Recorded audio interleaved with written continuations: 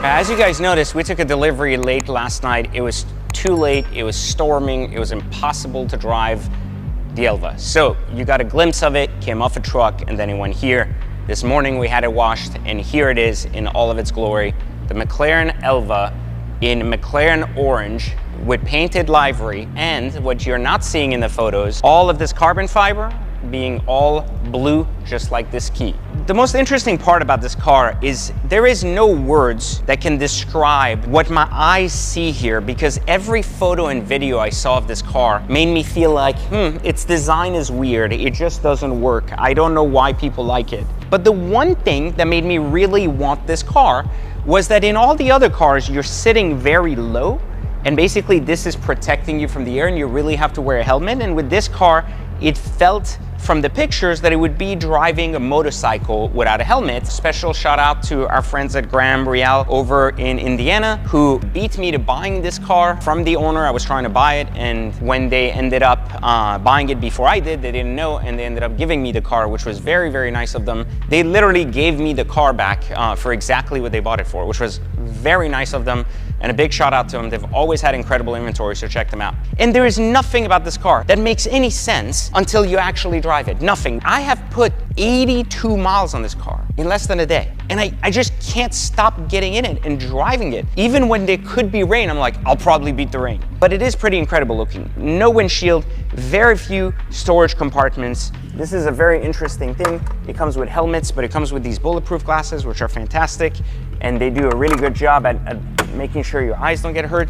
And then you have this little lift area in the back here, so you can kind of see it. Take a look at this, all this carbon fiber here. Your gas tank is here, your water is here, your oil's there, and then you have these little air intakes here, super cool looking, and your little rain cover in case, God forbid, you get stuck in the worst rain possible. And then of course, this has the soft close, which makes it nice. But in the back, you have this insane exhaust. What's amazing about it is because of the design configuration, you can hear it so well in the car.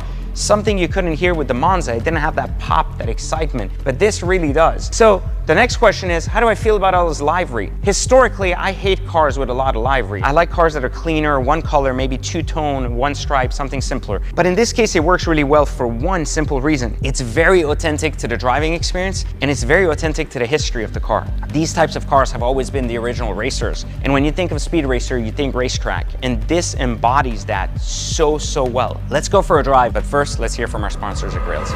Grailzy.com is a reputable online platform specializing in auctioning high-end timepieces. Known for its transparency and security, it provides a reliable way to sell watches online. Focused on smooth transactions, Grailzy ensures a secure environment for both buyers and sellers. Prioritizing genuine buyers, the platform offers a premium selling experience for sellers and great deals for buyers on luxury watches. Explore Grailzy at Grailzy.com for top-notch service in the luxury watch market. All right, guys, so now we're gonna go for what I consider to be the greatest driving experience I have ever felt in my life. Listen, this thing has reshaped my entire view of exotic cars to a whole new level. And there are some faults, like it is supposed to be splash proof, and because of that, the material feels a little bit weird. It's not Alcantara, it's not leather, it's this weird fabric, so that's kind of awkward. These things to change the settings of sport, etc., feel a little clumsy, just like the Arturo. Not a big deal there, but something nonetheless that's annoying. And then there is this little mirror right there, which is supposed to allow you to see the back, but you can't even see yourself throughout, so it's completely useless. So let's go for a little drive together, and you'll see I'm wearing these little bulletproof glasses because obviously they're necessary because you don't want the bugs in your face. Now, they keep telling you in the other reviews that these cars come with some kind of aero system, and this aero system is located right here. You can turn it on and off. It's currently on. You feel a lot of great air. You don't feel any bugs even without the aero. But what ends up happening all of a sudden is as you speed up, obviously the aero comes up and it prevents the air from directly going in your face, and it goes a little bit over it. It really feels like an incredible motorcycle. And you see now the aero's up, and you have now yet such an amazing driving experience. The motor sounds unbelievable. It's beautiful. It's exciting. As I told you guys, I've driven a Monza SP1, and it's a completely different experience. That's like a speed racer experience.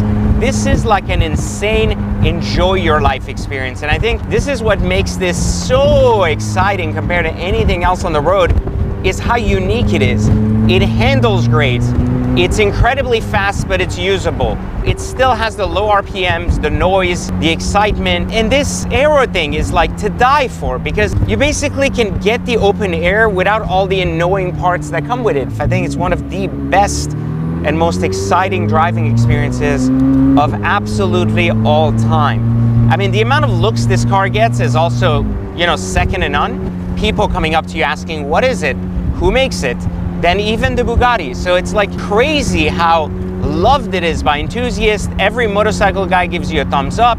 And yet, one of the things that I always said about exotic cars is they're all about bringing the experience home. And I feel like this car does that so well compared to anything else I've ever driven in my life. And you know, when I compare it not to obviously like a normal convertible, but like a 918 Spider, a Senna, or some of these other high-end, very expensive cars, you would think that I would have a ton of faults in it, because obviously it doesn't have a windshield, you can't use it all the time, and it's not as exciting. But I mean, look at that.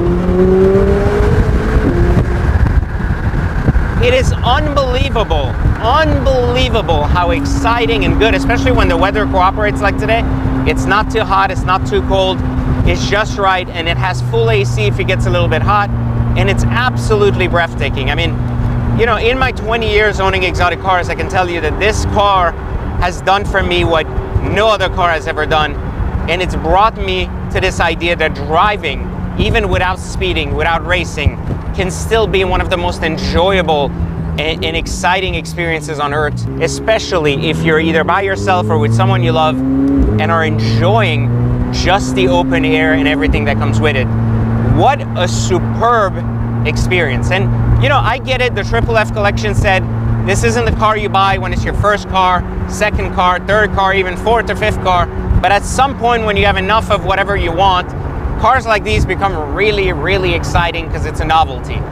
I would also argue this car would probably be completely pointless in every way possible if it had a windshield, which was one of the reasons I specifically wanted a car without a windshield. Now, I wanted a car without a windshield because I wanted to know what this feeling, this different speedster feeling was, rather than a roadster feeling. And I feel like if you take away the speedster feel, like the whole no windshield, then what you're left with is a really decent convertible. But then the argument is there are just better convertibles. Like, I would argue that the 918 is a better convertible than this if it came windshield for windshield. But I would argue that right now, this is a much cooler, more exciting, and more fun experience than any other car out there.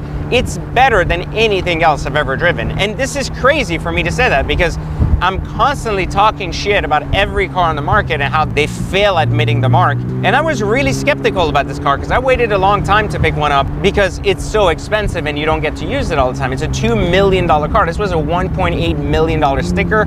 It's less than 100 cars, 150 cars built, so you'll see less than 100 in America. It just doesn't make sense for a lot of people. But it makes sense if you have a car collection. It is just so enjoyable. The modes are so good. The design is breathtaking. The feeling is second to none. And this car hits all the mark for what driving is. But could you live with it? Well, obviously, without a roof, without much compartment storage, and without much of anything other than just you and the road, there isn't much you can do with it on a day-to-day basis. Not every car has to be for every day, and not every car has to be good at everything. If a car can be incredible at what it's meant to do, then that in itself is a win. And that is what the McLaren Elva really is. It's just an incredible car that connects the driver to driving. And there's no other car that's ever done this at the rate that this car has. And that's why I consider it probably my favorite all-time car. Well, there you have it, guys. Thanks again for watching. I'm gonna continue driving because this is way too much fun, and I will catch you guys next time on Exotic Car Hacks. But don't forget, make sure you like, subscribe, and turn on notifications so you can get the latest news from Exotic Car Hacks. Woo!